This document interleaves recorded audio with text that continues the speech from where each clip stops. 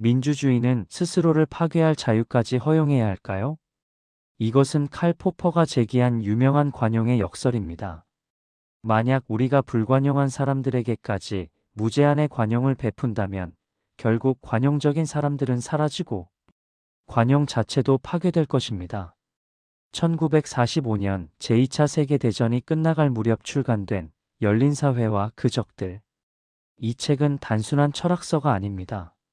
나치의 박해를 피해 망명한 한 철학자가 전체주의의 뿌리를 캐며 쓴 자유를 향한 절규입니다. 오늘 우리는 칼 포퍼의 삶과 사상을 통해 진정한 민주주의란 무엇이며 우리가 경계해야 할 것은 무엇인지 함께 생각해 보겠습니다. 빈에서 태어난 유대계 철학자.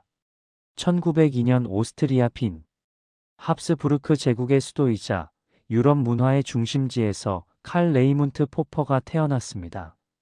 그의 부모는 유대계였지만 개신교로 개종한 지식인 가정이었죠. 당시 빈은 프로이트, 비트겐슈타인, 슈레딩거 같은 천재들이 활동하던 지적 용광로였습니다. 어린 포퍼는 아버지의 방대한 장서 속에서 자랐고 특히 사회 문제에 깊은 관심을 가졌습니다. 16세 때 포퍼는 놀랍게도 공산주의 운동에 잠시 참여했습니다. 하지만 1919년 어느 날 공산주의자들의 시위 중 경찰의 발포로 동료들이 죽는 것을 목격했죠. 이 충격적인 경험이 그를 변화시켰습니다. 왜 우리는 유토피아를 위해 현재의 생명을 희생해야 하는가? 이 질문이 포퍼 평생의 화두가 됩니다. 그는 마르크스주의를 떠나 과학과 철학 공부에 몰두했고 1928년 빈 대학교에서 심리학 및 교육학 박사학위를 받았습니다. 1930년대 초 포퍼는 고등학교 수학과 물리 교사로 일하면서도 철학 연구를 계속했습니다. 특히 그는 과학이란 무엇인가라는 질문에 매달렸죠. 당시 빈 학단이라 불리던 논리실증주의자들과 교류하면서도 그는 그들과는 다른 길을 모색하고 있었습니다. 나치의 그림자와 망명의 결단. 1933년 히틀러가 독일 총리가 되었습니다. 유대인 박해가 시작되자 오스트리아에도 긴장이 감돌았죠. 포퍼는 점점 짙어지는 나치의 그림자를 느꼈습니다.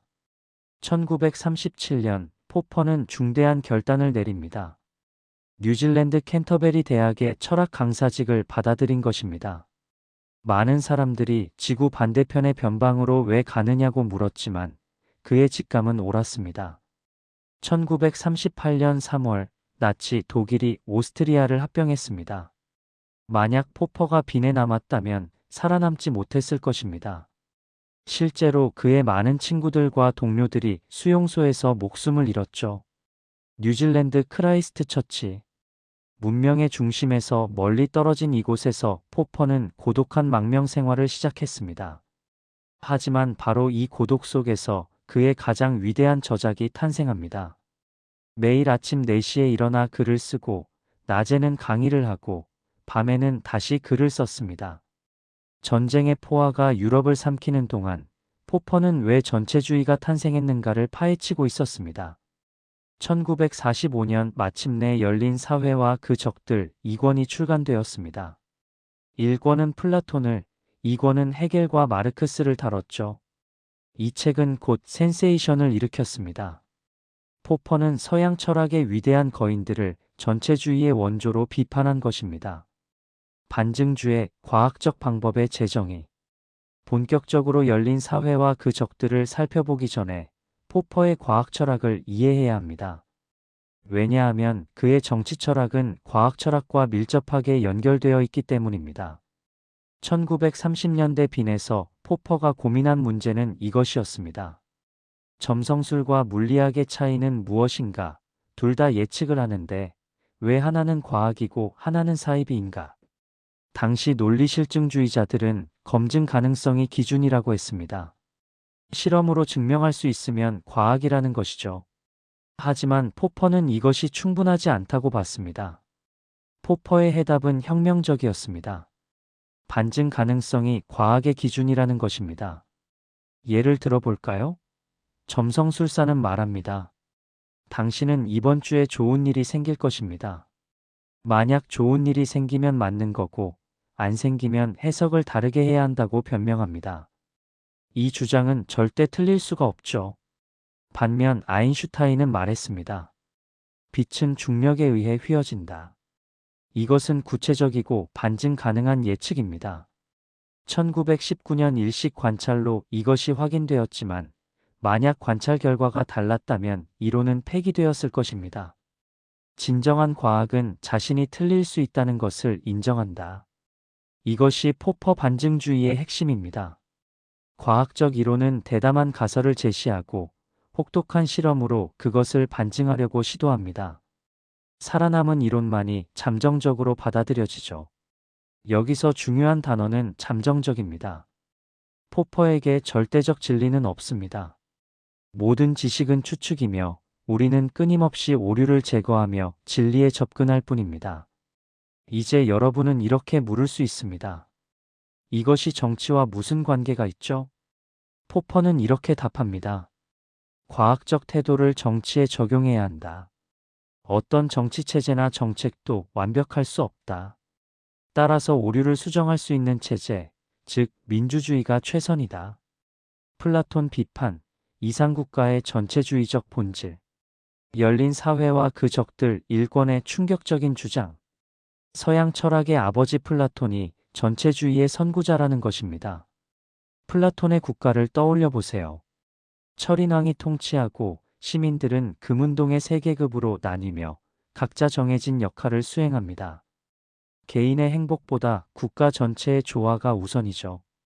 포퍼는 이것을 날카롭게 비판합니다. 플라톤의 이상국가는 변화를 거부하는 닫힌 사회다. 개인은 국가의 부품일 뿐이며 비판은 허용되지 않는다. 플라톤이 왜 이런 사상을 가졌을까요? 포퍼는 역사적 맥락을 제시합니다.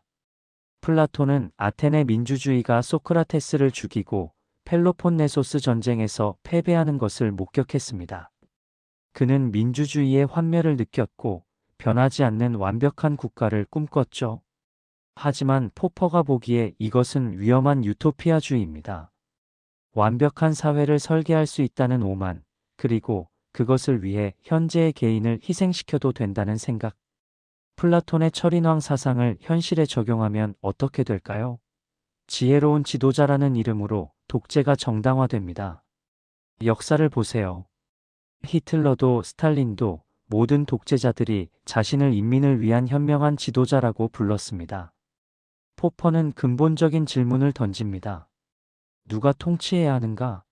라는 질문 자체가 잘못되었다고.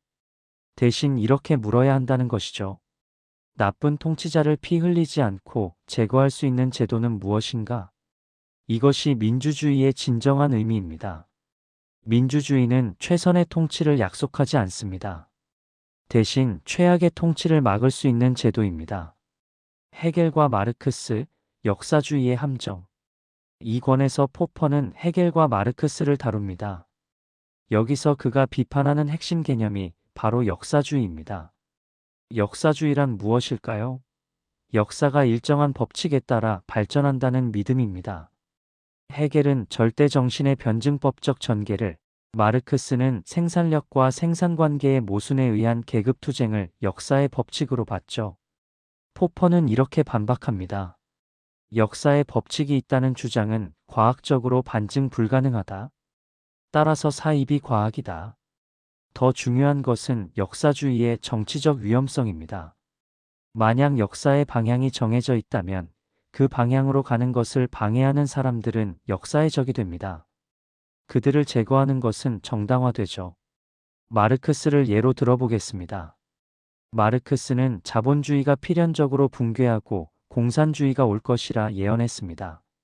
하지만 현실은 어땠나요? 서구 자본주의는 노동운동과 사회복지로 개선되었고 오히려 공산주의 국가들이 붕괴했습니다. 포퍼는 마르크스의 선의를 인정합니다. 마르크스는 진정으로 노동자의 고통을 줄이고 싶어 했죠. 하지만 문제는 방법론이었습니다. 마르크스는 프롤레타리아 독재를 거쳐 공산주의 유토피아로 간다고 했습니다. 하지만 포퍼는 묻습니다. 독재는 어떻게 끝낼 것인가? 권력을 가진 자들이 자발적으로 권력을 내려놓을까? 역사가 증명했습니다. 소련, 중국, 또 다른 공산국가. 프롤레타리아 독재는 유토피아로 가는 과도기가 아니라 영구적인 전체주의가 되었습니다.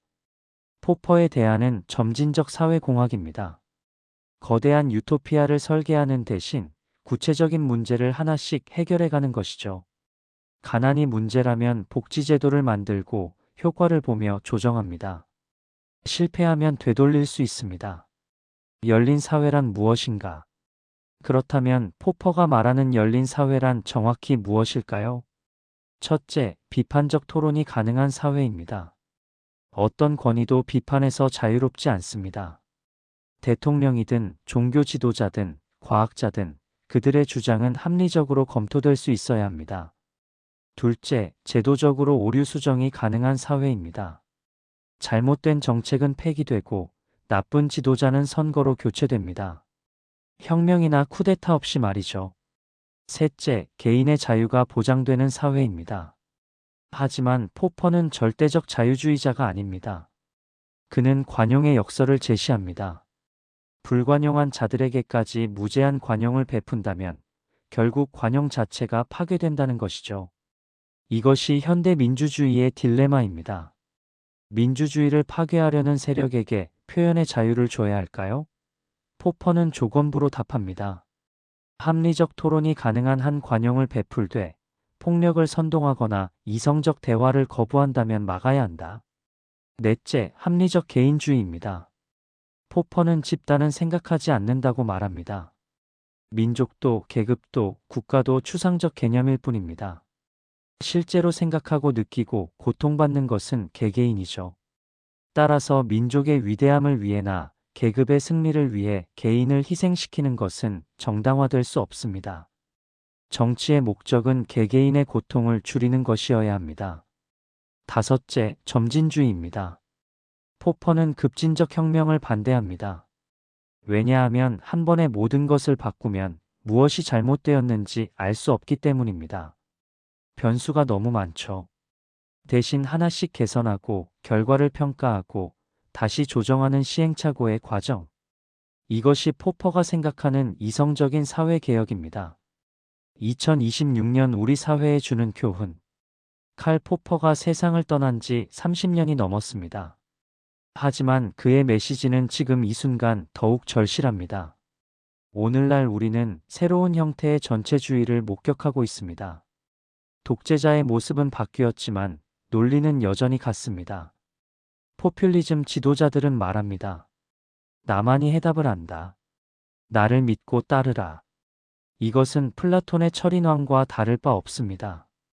일부 이념가들은 말합니다. 역사는 우리 편이다. 저항은 무의미하다. 이것은 마르크스의 역사주의와 같습니다. 극단주의자들은 말합니다. 적을 제거해야 한다. 대화는 소용없다. 이것은 관용의 역설을 악용하는 것입니다. 포퍼는 우리에게 이렇게 묻습니다. 당신은 진리를 소유했다고 확신합니까? 아니면 여전히 배우고 있습니까? 진정한 열린 사회의 시민은 겸손합니다. 자신이 틀릴 수 있음을 인정하고 다른 의견에 귀 기울입니다. 동시에 비판적입니다. 권위를 맹목적으로 따르지 않고 증거와 논리를 요구합니다. 우리 사회는 지금 어디로 가고 있을까요? 우리는 더 열린 사회로 나아가고 있을까요? 아니면 닫힌 사회로 퇴행하고 있을까요? 포퍼는 낙관하지도 비관하지도 않았습니다.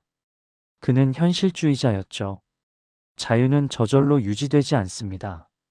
매 세대가 새롭게 쟁취해야 하는 것입니다. 우리 각자가 비판적 합리주의의 정신을 실천할 때 우리 사회는 열린 사회로 남을 수 있습니다. 이것이 칼 포퍼가 우리에게 남긴 유산입니다. 우리는 이성의 힘으로 더 나은 세상을 만들 수 있다. 하지만 그것은 완벽한 세상이 아니다. 단지 조금 덜 나쁜 세상일 뿐이다. 칼 포퍼의 이 말은 우리 시대에도 울립니다. 완벽한 사회를 약속하는 목소리를 조심하세요. 대신 한 걸음씩 나아가는 용기를 가지세요. 질문하고 비판하고 토론하세요. 그것이 열린 사회를 지키는 방법입니다. 시청해주셔서 감사합니다.